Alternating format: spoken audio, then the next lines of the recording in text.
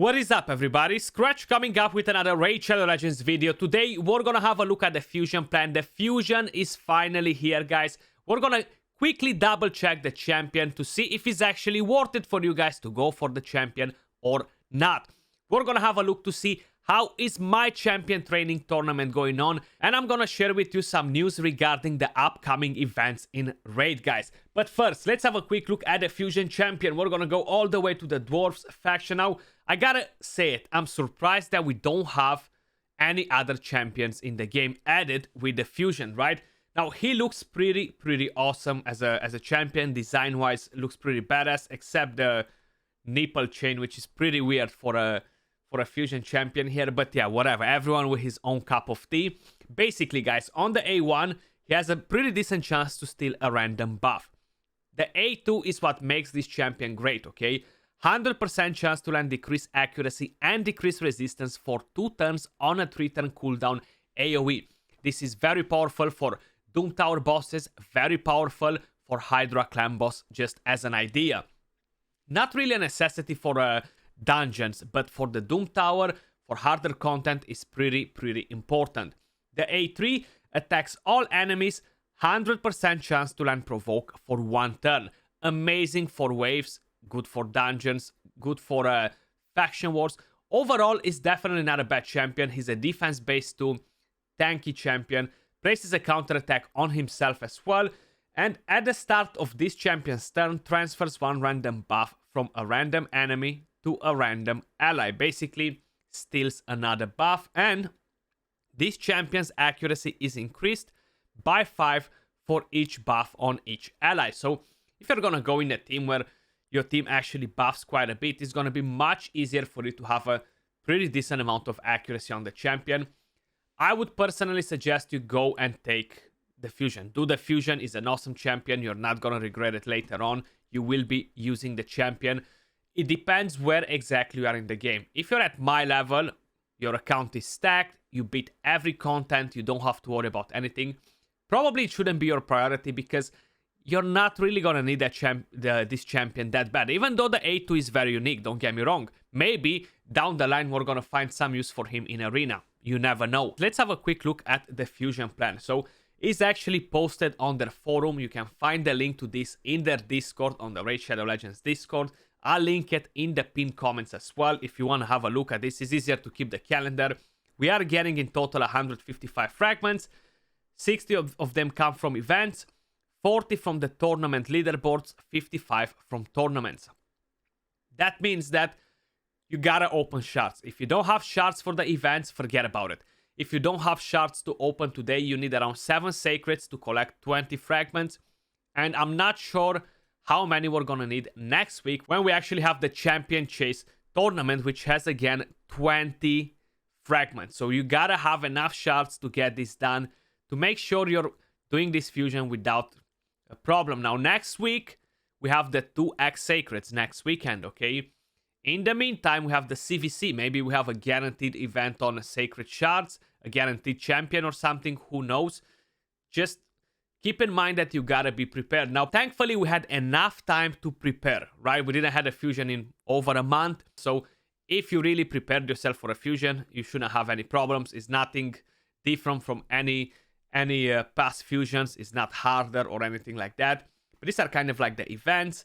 You see the dates. You see how many fragments you're getting from each one of them. With the tournaments, of course, you might have to place number 1 in order to win extra fragments.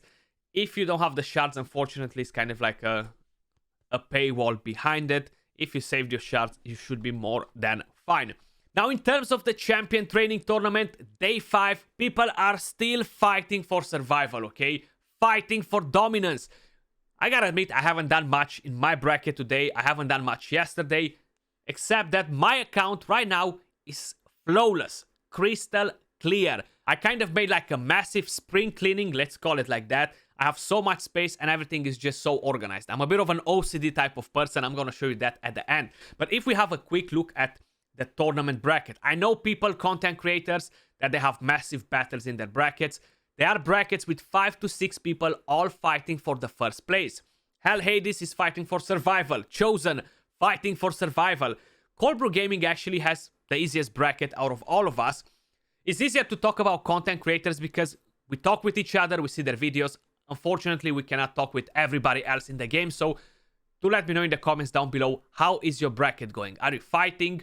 Are you going for it? You're trying, you're wailing, you're not, you're free to play, you got an easy bracket. What's your situation? Or you don't care at all. You don't want to engage in this whale fest. Let us know in the comments down below because that's our way of communicating. But if we're looking at my bracket right here, guys, I kind of made like a crystal clear statement in the first and second day. I'm here, I'm going for it.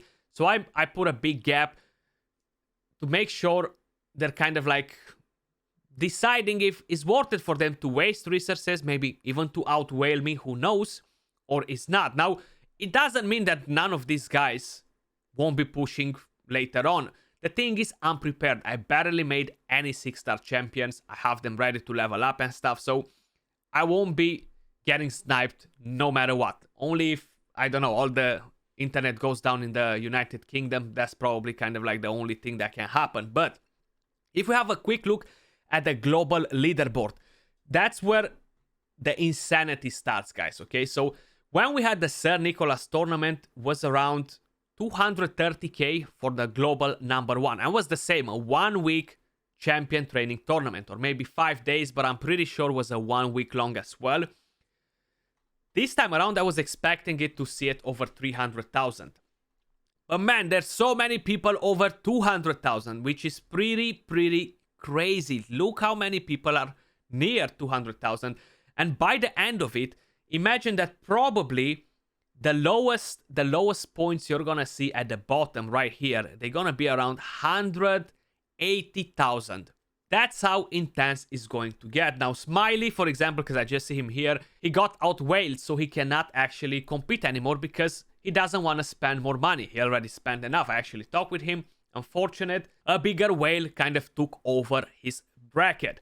If we have a quick look at what I've done on my account, okay, so if you come right here, check this out. I made a few 6 stars, but the main idea is look how clean it is. Look how much space I have, okay? That's the main thing. Look at all these 5-star chickens that I made. So I probably made around 120 5-star chickens like this. I made 6 stars, Royal Guard, this epic champion, and all the rest that they have no levels, okay? If we go in the vault, I maxed everything. All my dupes, all my faction guardians, epics, legendaries. I still have some 6 stars that I gotta level up, but I'm gonna do that in the minor while I'm getting masteries for them. But the rest is everything at max level. It just looks so clean. I love it. You know, it just looks amazing. Now, in terms of the tavern, right? There are some people out there that are pretty clueless and they're like, oh, you're doing it because of content creator perks. Oh my god, those content creator perks are changing the world. Well, they're not, brother. You know why? Because I haven't used a single 5-star chicken. Not even one. If you are that delusional and you think that you're gonna get big points just by making 6-star champions with 5-star chickens that are already prepared in the tavern, you don't know the game at all. Because it's not physically possible for you to make hundreds of 6-star champions in order to get tons of points. You gotta make the chickens from scratch. How I made it. 2 stars, 3 stars, 4 stars, 5 stars. Spend your days in campaign. Waste tons of energy. So how I specified, I probably spend around $300 plus on energy only. I used around 60 to 70k energy, maybe a bit more than that. I haven't really kept the track that good on it, but around there, just on energy to make all these chickens. That's what gives you big points. Yeah, these are fine for a quick burst at the end if you really want to make tons of 6-star champions quick. You can do it with these chickens. I used, on the other hand though, I used around 140, 154 star chickens to make more 5-star champions because I couldn't be bothered to waste more energy when I have all those chickens starting there. And I used all my 2 stars and 3-star chickens because they were annoying me when I was scrolling up and down to level up the other champions, you know. But that's about it pretty much, honestly.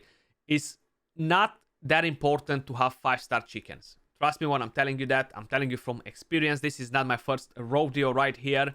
They're great to help you for a quick burst at the beginning or at the end, depending on how you want to play it. But that's not what's going to decide if you're actually winning the tournament or not. So Let me know in the comments down below, how is it going for you? Are you going for the fusion? You're not going for the fusion. You're kind of like in between. Maybe you wasted your shards. You can't be bothered.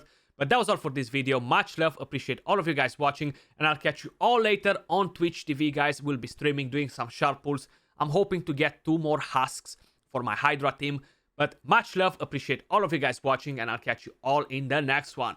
Peace.